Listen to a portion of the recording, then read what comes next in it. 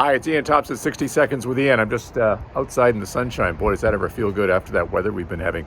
Just thinking, if you're thinking of putting your home on the market in, February, March of 2025, it's not that far away now. One idea is to have us to come over and give you some tips of things you need to get done. For instance, it might be some painting. Well, now's the time.